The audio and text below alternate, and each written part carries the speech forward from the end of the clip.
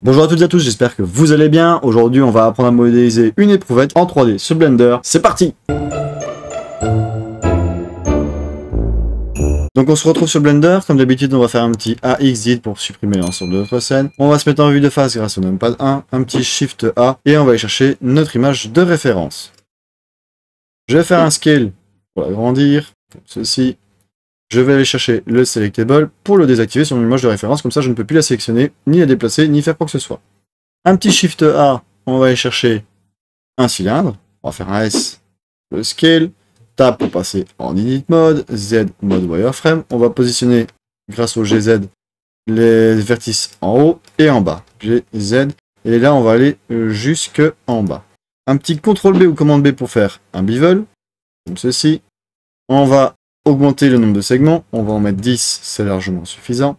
Je vais reprendre mes vertices du dessus, je vais zoomer, hop, on va faire un E, S, E, et encore un S, ceci, un E jusqu'en haut, voilà, Z solide, 3 pour sélectionner mes faces, j'appuie sur X pour supprimer la face du dessus, j'appuie sur Tab pour repasser en objet mode, on va aller appliquer un petit modifieur, ça va être le solidify, on va le passer en 0.05, c'est largement suffisant, donc je vais désactiver mon image de référence pour vous montrer. Un petit CTRL 1 ou commande 1 pour appliquer une petite solution surface, donc on va appliquer notre modifieur, on va repasser en Tab pour passer en Edit Mode, 3 pour sélectionner les faces, je sélectionne ma première face qui est là, et là je vais faire un Shift, CTRL ou commande toujours enfoncé pour sélectionner les parties qui m'intéressent. Voilà. Et voilà. Je vais faire un clic droit Extrude Face Along Normal vers l'extérieur pour faire marquer un peu plus le haut de l'objet. Et je vais faire un clic droit Shape Smooth pour venir lisser mon éprouvette. Maintenant que nous avons notre éprouvette, nous allons nous attaquer à la texture. Et pour la texture, je vais aller chercher la texture du verre que j'ai fait. Donc je vous mets un petit lien juste ici.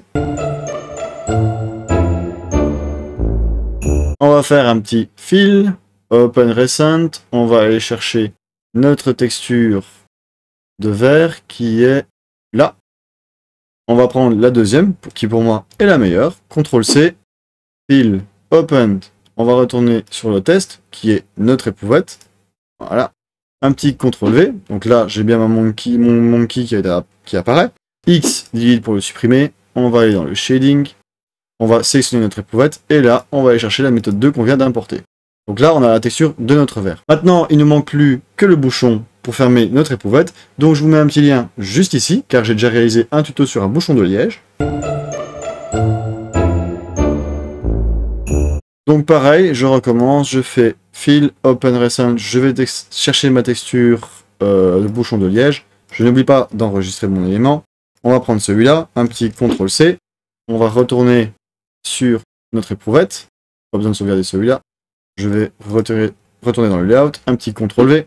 Alors là, je vais faire un Alt R pour remettre tout à 0. Je vais me mettre en vue de dessus grâce au numpad 7. G pour le déplacer.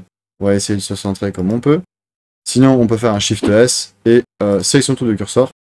S pour le scale. Ceci. G et Z pour le remonter. GZ. Alors là, je suis trop gros. On va faire un S. GZ. Non, pas besoin comme ça. Z. Là, comme ça, je les scale un petit peu. Mode wireframe, Tab pour passer en Edit Mode. Alors, il faut bien que je sélectionne mon élément là et que ça devienne un orange plus clair. Tab pour passer en Edit Mode. On va sélectionner nos faces qui sont là. On va faire un Z et on va faire un petit scale.